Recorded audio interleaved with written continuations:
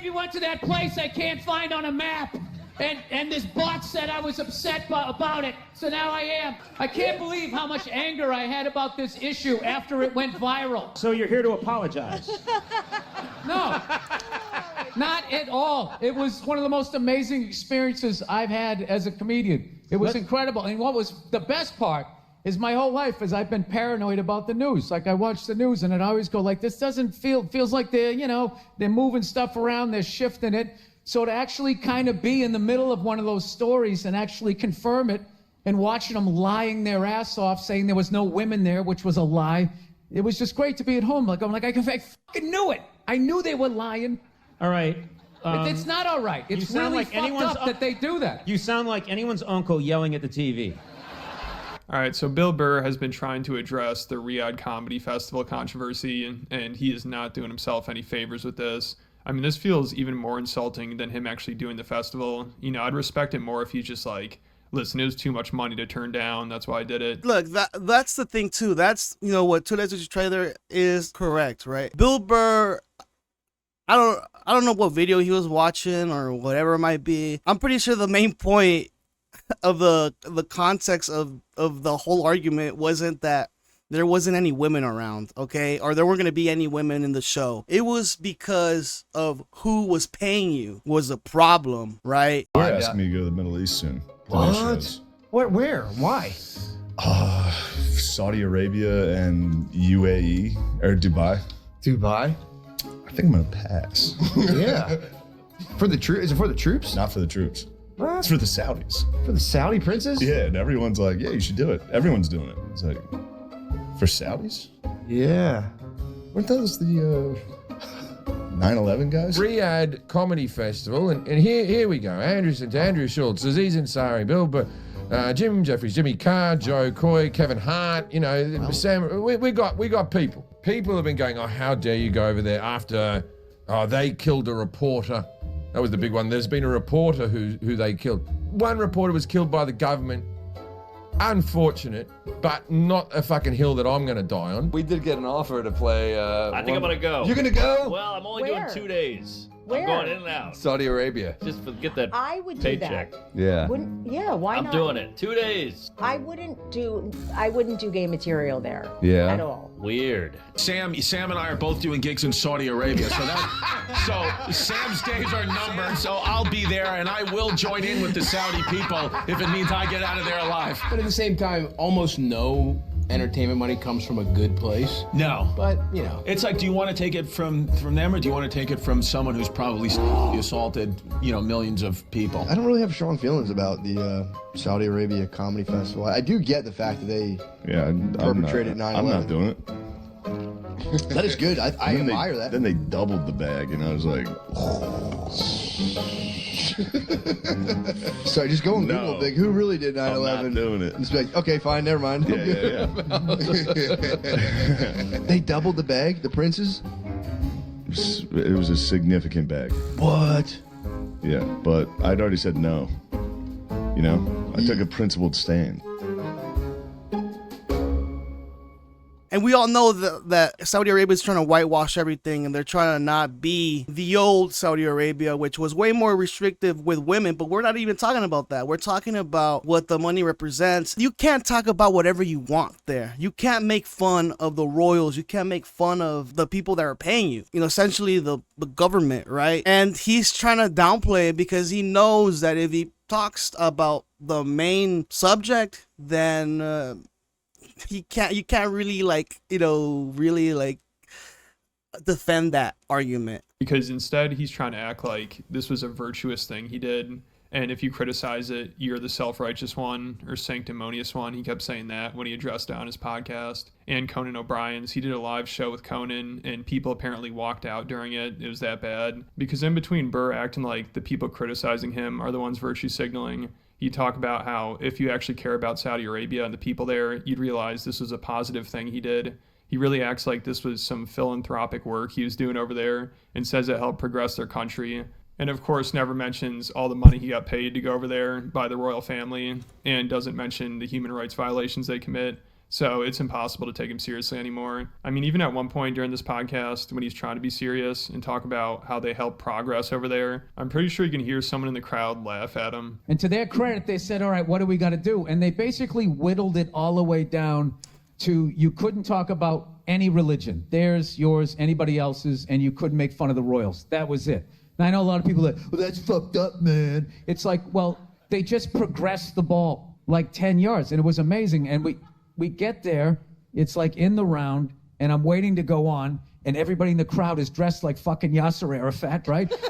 Listen, what went going on over there was a super positive thing. If you actually give a fuck about those people and how they're living over there, there's gonna have to be these types of things to kind of pull them in. And I will tell you, the Cheesecake Factory in Riyadh, man, it's incredible.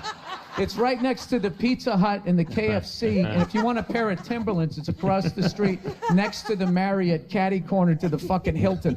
Like, things like this have to happen in order to gradually, like, progress. And then, you know, it was necessary. It felt right afterward. Like, I really, and it really was like the people. And I vibed with them, and they were funny. Yeah, so Bill's critics just don't understand. He really did this because he's a man of the people. Like, it's actually really brave and progressive to get paid a ton of money by a corrupt government and then do positive PR for them and ignore their use of slave labor. You know, you won't hear... Yeah, that's so funny because that's what they want, right? That's what Saudi Arabia wants. They want to make people forget about the atrocities they have done. And, you know, nobody's buying what Bill Burr is saying, because out of everybody that shouldn't be defending this is Bill Burr, because we have prior things about what he has said about dictators. Usher, Beyonce, and Mariah Carey actually did private New Year's gigs for $1 million. Did New Year's gigs for Gaddafi's kids. Can you fucking believe that? How much fucking money do you need to make, you know? You're going to take a gig where you're going to go dance like a goddamn fucking clown for a mass murderer's kids?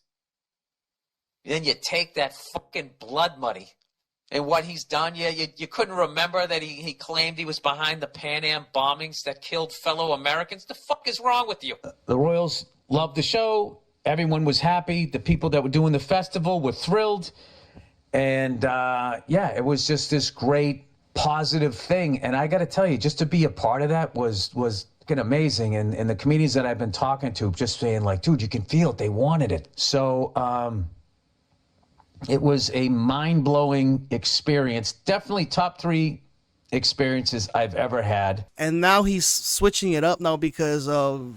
You know, maybe this is a change in this new regime where they're really trying to move a couple of steps forward to progress everything, whatever it might be, but it's still not like that. Like, that's like this thing that they're doing, it's just so they can, you know, have, I guess, maybe like a good reputation with everybody else, like the general public, but they won't be like, you know, like us in the U.S. And Bill Burr's like downplaying it, saying like, well, they have all the other stuff like with capitalism here in the U.S., like a Starbucks and a Dunkin' Donuts. Like, that means something. It's like, yeah, but like there was a comment there that said like about North Korea is like they used to bring people down to North Korea and be like, we're just like you. We have, you know, a lot of food and we're not starving our people. But we can't let you go into the towns and in, you know, the population to let you see for real. Like, they'll restrict you enough so you can't go anywhere else, and they'll leave you here. And like, it's like in a video game. It's like you have this part of this map and anything else is out of bound. You can't go anywhere else, you know,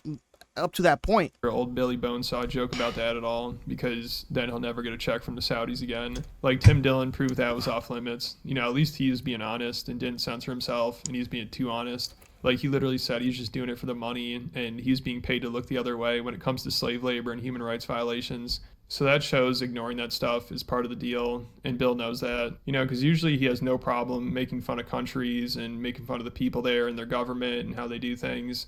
And he used to do that with Saudi Arabia, but now that they're paying him, it's a different story. Like, now he'll just make a couple lighthearted jokes and then talk about how amazing his experience was and how great the people and culture are. And then he'll act like if you have a problem with him performing there, it's because you're a racist idiot that can't find Saudi Arabia on a map.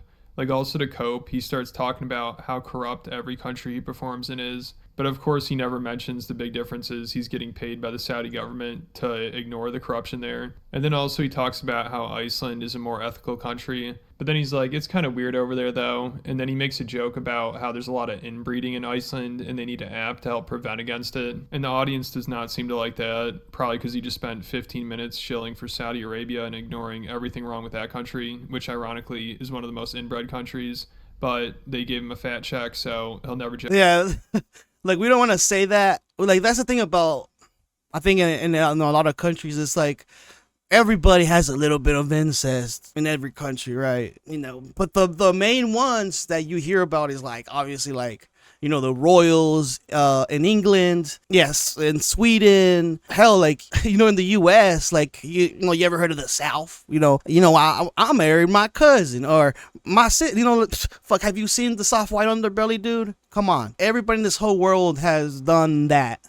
Okay, there's no, you know, trying to go around that issue, and for you to just like make fun of somebody somewhere else because you're just trying to not really antagonize Saudi Arabia, which I would basically, I would think that in this interview or whatever he's doing, he will never really like talk shit about them in any kind of meaningful way, right? Because they probably most likely told him like, don't talk shit about us, or you know, that will be it, and you're gonna get no more shows. And I'm pretty sure the reason why he's not, you know, smearing them or talking shit about them is because he's gonna keep doing more shows. And maybe with all that money, he'll probably just retire, because at that point, when you have $100 million, do you really need to keep working, right? Do you really need to?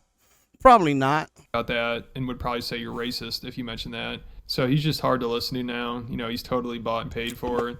Also, after the crowd gets upset about what he says about Iceland, he mocks them for being overly sensitive and dumb Americans that couldn't even find Iceland on a map.